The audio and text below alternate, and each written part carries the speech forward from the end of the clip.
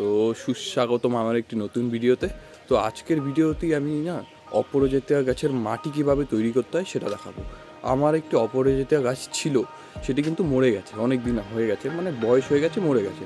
তো ওটার গোড়ায় মাটিও ঠিকঠাক ছিল না। তো আজকে আমি জায়গাটা ঠিকঠাকভাবে বানাবো আর তোমাদের দেখাবো যে তোমরা কীভাবে প্রসেস করবে মাটিটিকে। খুব বেশি কিছু লাগবে না বন্ধুরা, তোমরা দেখতে থাকো ভিডিওটি।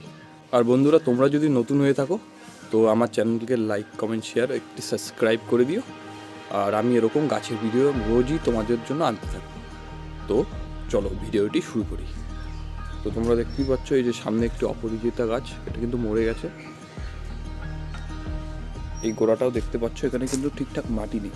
তো আজকে আমি জায়গাটাই ঠিকঠাক করব, আর কিভাবে মাটি দিতে হয় আর তৈরি করতে হয় সেটা গিয়েও আমি বলবো।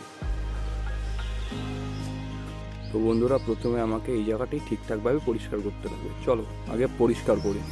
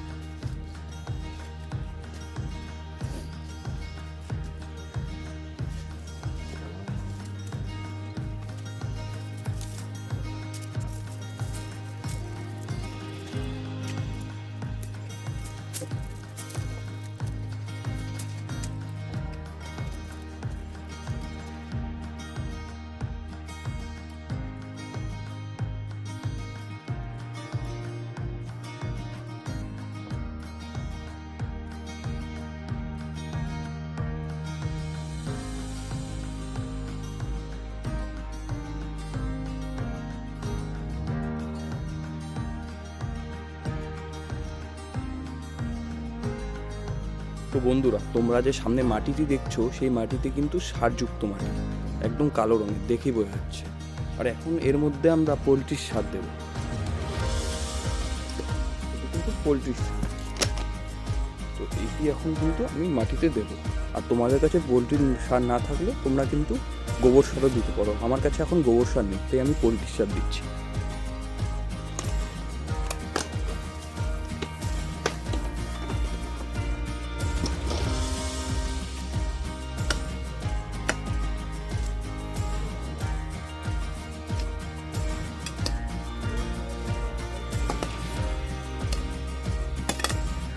তো বন্ধুরা, আমাদের মাটি কিন্তু এখন তৈরি হয়ে গেছে। চলো এখন মাটিগুলি দেই।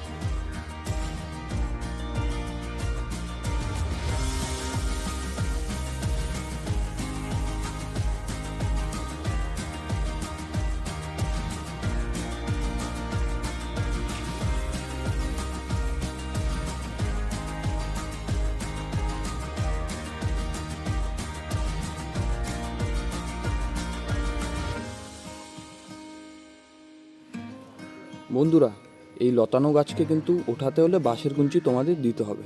অন্য কিছু থাকলে তোমরা ইউজ করতে পারো, আমার কাছে নেই, আমি বাঁশের কঞ্চি ইউজ করছি।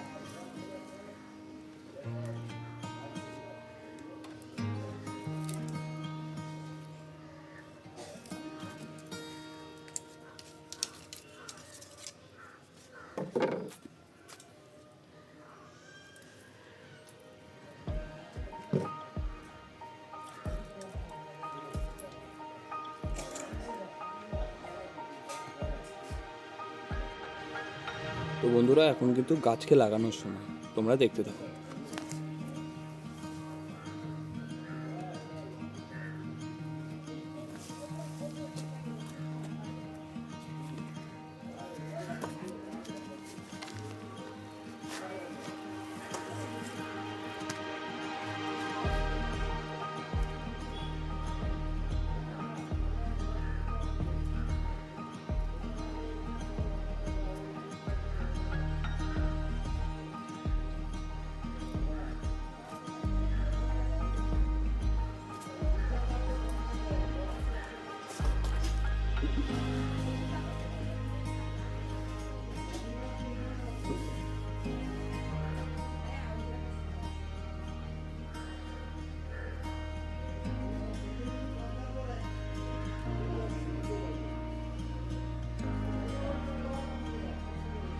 মোটামুটি